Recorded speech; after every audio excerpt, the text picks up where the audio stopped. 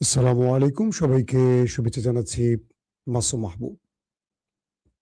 রাতের লাইভ সেশনে আপনাদের জন্য রয়েছে বেশ কিছু গুরুত্বপূর্ণ খবর। প্রথম গুরুত্বপূর্ণ খবর, আমেরিকার ট্রাম্পের হাত থেকে অল্পের জন্য বেঁচে গেল মুসলিম সভ্যতার দেশ ইরান। দ্বিতীয় গুরুত্বপূর্ণ খবর,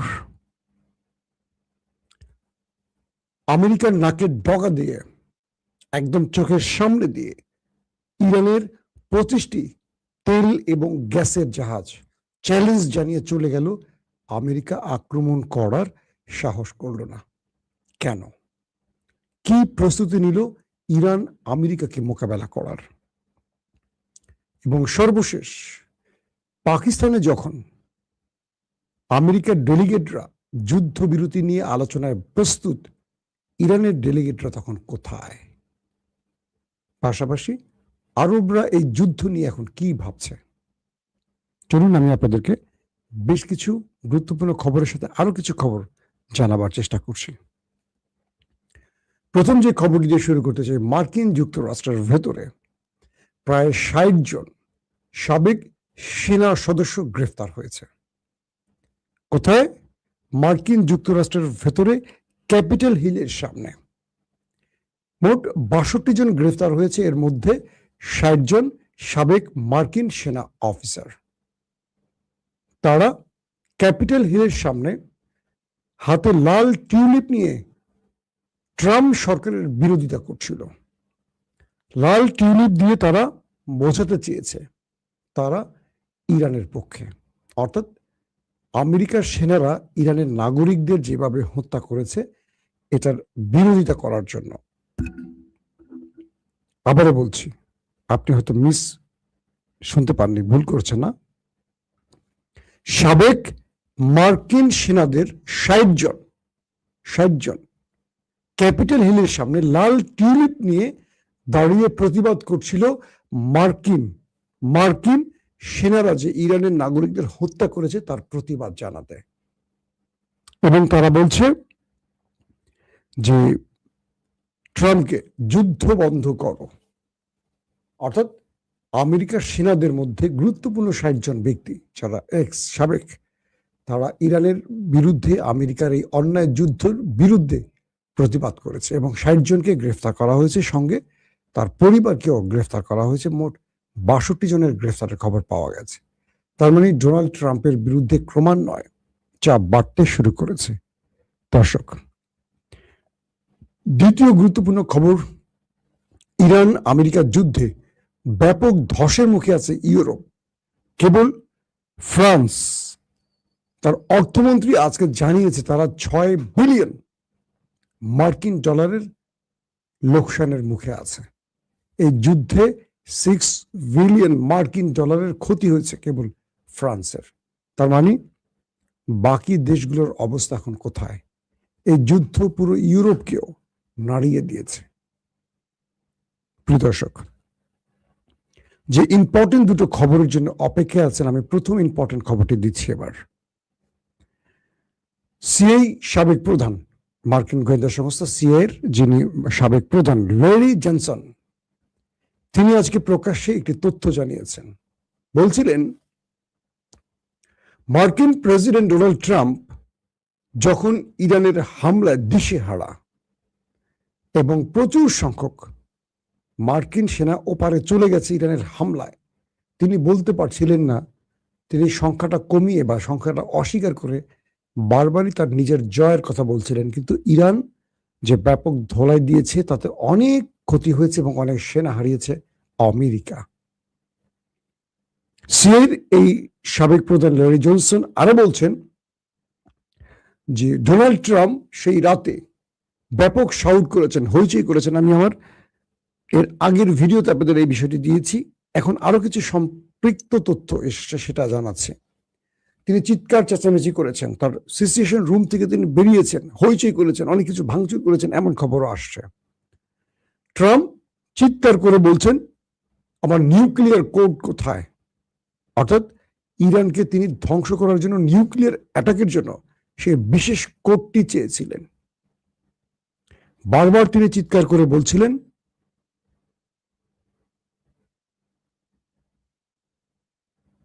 একজন লিখছে বিলের মধ্যে খালে বসে লাইভ দেখছিলাম। ও, এখন রাতে বিলের মধ্যে বসে আছেন, গুড, মৃদু বাতাসে বসে আছেন না ভাই? বাইরে তো অনেক গরম। তো তিনি ইরানকে যে বলল যে পুরো বিশ্ব সভ্যতা থেকে ইরানকে মুছে ফেলবেন, এই বক্তব্যের পর তিনি তার টিমকে বারবার বলছিলেন আমার নিউক্লিয়ার কোড কোথায়? কে? মার্কিন প্রেসিডেন্ট ডোনাল্ড ট্রাম্প। এরপর তার সামনে হাজির হন মার্কিন চিফ অফ স্টাফ চেয়ারম্যান ডন কেন। তার ছবিটা একটু দেখাই আপনাদের।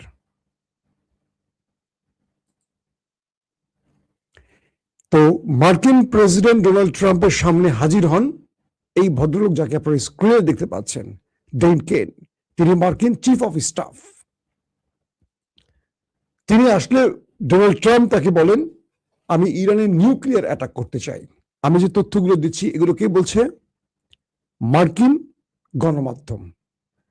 তো পরবর্তী বলা হয় যে এই মিস্টার চিফ অফ স্টাফ ডন কেন প্রেসিডেন্ট ট্রাম্পকে বলেন যে কোনোভাবেই আপনাকে এই নিউক্লিয়ার কোড দেওয়া সম্ভব নয়। এটি আমাদের জন্য সবচেয়ে বড় পরাজয় হবে মিস্টার প্রেসিডেন্ট। ইরানের নিউক্লিয়ার অ্যাটাকের সময় আসেনি। তিনি তার উপরে চেঁচামেচি করেন এবং মিস্টার প্রেসিডেন্ট তখন আরো জেনারেলদেরকে তলব করেন। কেউ সায় দেয়নি ইরানের নিউক্লিয়ার অ্যাটাকের ব্যাপারে। সিএর প্রধান ল্যারি জনসন বলছেন মিস্টার প্রেসিডেন্ট ট্রাম্পের হাতে আমেরিকার চাবি নিরাপদ নয় এবং তাকে নিউক্লিয়ার কোড দেয়া সবচেয়ে ভয়ঙ্কর হবে, কারণ তিনি এটির রক্ষা বা এটির প্রয়োগের ব্যাপারে তিনি অক্ষম। কারণ মার্কিন সিনেটে প্রেসিডেন্ট ট্রাম্পকে অক্ষম হিসেবে 25 সংশোধনী অনুযায়ী মার্কিন সংবিধানের এই প্রস্তাব এসছে যে ট্রাম্প একজন অক্ষম ব্যক্তি, তিনি সুস্থ নন, এমনও প্রস্তাব আমেরিকার সিনেট কংগ্রেসে উঠে আসছে। তো এই যে ব্যক্তিকে স্ক্রিনে দেখতে পাচ্ছেন, তিনি ট্রাম্পের সাথে এটা নিয়ে লড়াই করেছেন যে না, আপনাকে নিউক্লিয়ার কোড দেয়া যাবে না, কারণ আপনি এটার সঠিক ব্যবহার করতে পারবেন না। আমেরিকার ইতিহাসে বলা যায় যে সবচেয়ে বাজে সময় পার করছে মার্কিন যুক্তরাষ্ট্রের সেনাবাহিনী, এস্টাবলিশমেন্ট এবং দেশের জনগণ। কারণ তারা এমন একজনকে প্রেসিডেন্ট করেছেন, প্রতিদিন সকালে মানুষ ঘুম থেকে উঠে কমেডি শো না দেখে ট্রাম্পের ট্রুথ সোশ্যালের বক্তব্য পড়ে, তার পোস্ট পড়ে, টেলিভিশনে তার বক্তব্য পড়ে। পৃথিবীর একমাত্র মার্কিন প্রেসিডেন্ট যিনি নিজের নোবেল দাবি করেছে, শুধু দাবি করেননি, কিছু রাষ্ট্রকে দিয়ে তিনি দাবি বা এই প্রস্তাব তুলেছেন। এর মধ্যে পাকিস্তান নামক একটি দেশ ইমরানকে সরিয়ে যে অবৈধ সরকার ক্ষমতায় বসছে এবং অবৈধ সেনাপ্রধান আসিম মনির তাকে দিও এবং শাহবাজ শরীফকে দিও নোবেল কমিটির উপর বা নোবেল কমিটির কাছে প্রস্তাব পাঠিয়েছিলেন এই ট্রাম্প যে তাকে শান্তিতে নোবেল দেয়া হোক। এইরকম ঘটনা দ্বিতীয়বার ঘটেনি যে আমেরিকার প্রেসিডেন্ট কেবল নিজের নোবেল চাইছেন, নিজে ভিক্ষুকের মতো আমাকে একটা নোবেল দেয়া হোক। শুধু আরেকজন আছেন, পৃথিবীর আরেকজন অন্যতম সফল রাষ্ট্রনায়ক, সফল, এবং তার হাতে অজস্র না হাজার হাজার মানুষ গুম খুনের ক্রস ফায়ারের শিকার হয়েছিলেন। তিনি হলেন বাংলাদেশের মানস কন্যা শেখ হাসিনা। বুঝছেন? আপনারা ভালো করে বুঝছেন আর কথাটা। ট্রাম্প ছাড়া আরেকজন নোবেলের জন্য অপেক্ষায় ছিলেন, তিনি হলেন শেখ হাসিনা, যিনি অজস্র মানুষকে গুম করেছেন, খুন করেছেন, ক্রস ফায়ারে মেরেছেন ক্ষমতার জন্য। তারপরে বলছেন আমি কি অন্যায় করছি? তিনি বলতেছেন ভারতে বসে আমি কি অন্যায় করছি? আমি তো এই দেশের জন্য অনেক কিছু করছি। বুঝছেন না আপনারা? তিনি অনেক কিছু করছেন আমাদের দেশের লোকই। মানুষ মারি সব সাফা করিয়া লাইছে। ভাই আমি কিন্তু নোয়াখালীর মানুষ না, কেউ নোয়াখালীর মানুষ ভাইবেন না আমাকে। তো নোবেলের জন্য যে ট্রাম্প পাগলামি করছেন, তিনি নিউক্লিয়ার কোড চাচ্ছেন মার্কিন জেনারেলের কাছে, তিনি ইরানকে শেষ করে ফেলবেন, তাকে দেয়া হয়নি। তার মানে একটা বড় বিপদ থেকে ইরান বেঁচে গেছে। পুরো ইরানকে তিনি ধ্বংস করতে চেয়েছেন নিউক্লিয়ার দিয়ে। Full stop. আসেন, ওয়াল স্ট্রিট জার্নাল আজকে আরেকটি খবর ব্রেক করেছে, মার্কিন গণমাধ্যম ওয়াল স্ট্রিট জার্নাল। তারা বলছে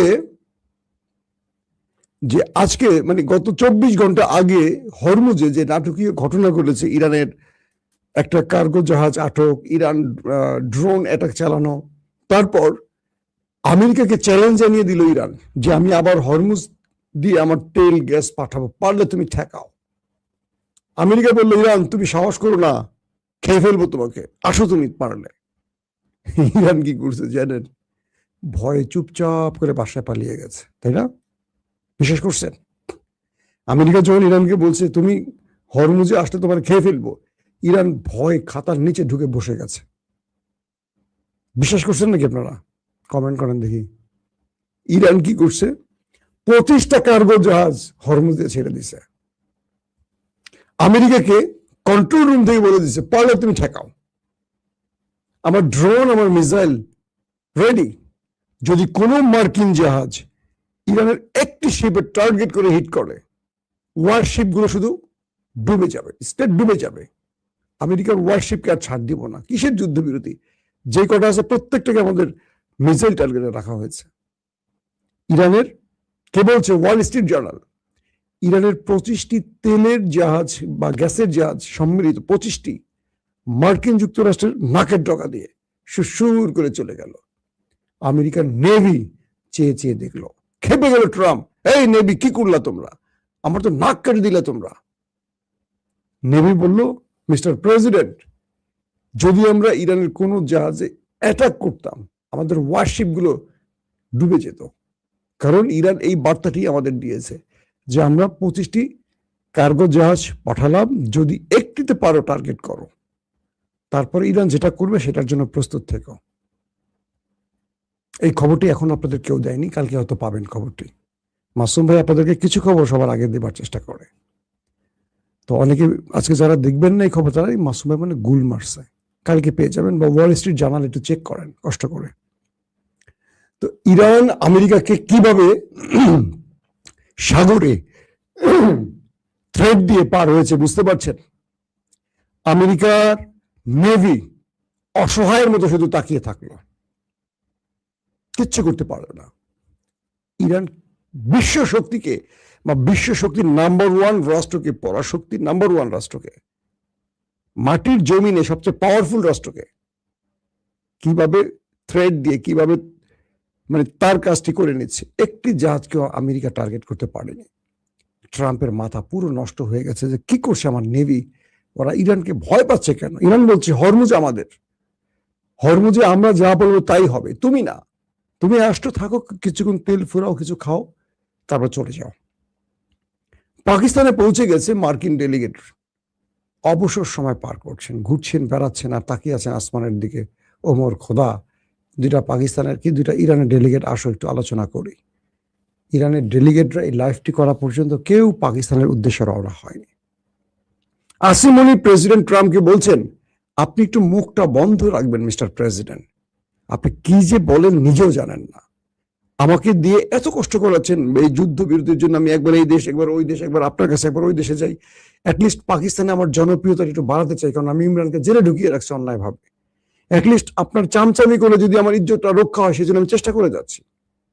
কিন্তু আপনি তো সকালে একটা বলেন বিকেলে একটা বলেন, কারণ ইরান বলে দিয়েছে যতক্ষণ হরমুজ থেকে মার্কিন নৌবাহিনী মানে নৌবহর বা ওয়ারশিপ চলে না যাবে এবং আমেরিকার প্রেসিডেন্ট এই উড়াদুরা কথা বন্ধ না করবে, শেখ হাসিনা মার্কা কথা বন্ধ না করবে, আমরা আমেরিকার সাথে বসবো না। আমেরিকার ডেলিগেটরা পাকিস্তানে গিয়ে হা করে বসে আছে, কখন ইরান আসবে, কখন ইরানের ফ্লাইট উঠবে পাকিস্তানের উদ্দেশ্যে। ইরান আসছে না। এবার বুঝছেন কে কার কাছে ধর্ণা দিচ্ছে যুদ্ধবিরতির জন্য? ট্রাম্প এনিহাও একটা যুদ্ধবিরতি চান, আর ইরান বলছে আমার এত বাধ্য, তুমি চাইতেছো, আমার এত বাধ্যবাধকতা নেই, বাট তুমি যদি চাও আমার শর্ত মানো, আমি তোমার শর্ত মানবো না। এখন ট্রাম্প বলছে তোমার ইউরেনিয়াম আমাকে দিয়ে দাও, গব্বর সিং বলে না মেরে কি তোর হাত আমাকে দিয়ে দে, হিন্দিতে বলে আর কি। এখন আমেরিকা বলছে মিস্টার ইরান তোমার ইউরেনিয়ামটা আমাকে দিয়ে একটু ইজ্জত বাঁচাও, তুমি তো বহুত মারছো আমারে, বহুত সিস্টেম করছো, এবার তুমি আমাকে একটু রক্ষা করো। ইরান বলছে পৃথিবী উল্টে গেল, আমার ইউরেনিয়াম তোমাকে দেয়া হবে না, তুমি যা খুশি করো, এই ইউরেনিয়াম তুমি মরে গেলেও পাবে না। ইরান, আমেরিকা বলছে আমার সমস্ত স্যাটেলাইট, আমার গোয়েন্দা, আমার সমস্ত বিশেষ লোক তোমার পারমাণবিক প্রকল্পের ডানে ভাবে চোখ বড় করে তাকিয়ে আছে, কিচ্ছু করতে পারবে না। ইরান বলছে আমি কিচ্ছু করতে তো চাই না, আমার যেটা যেখানে আছে সেখানেই থাকবে, তোমার যদি কিছু করার তুমি করো, তোমাকে আওয়াজ দিতে হবে না, কাজ করো।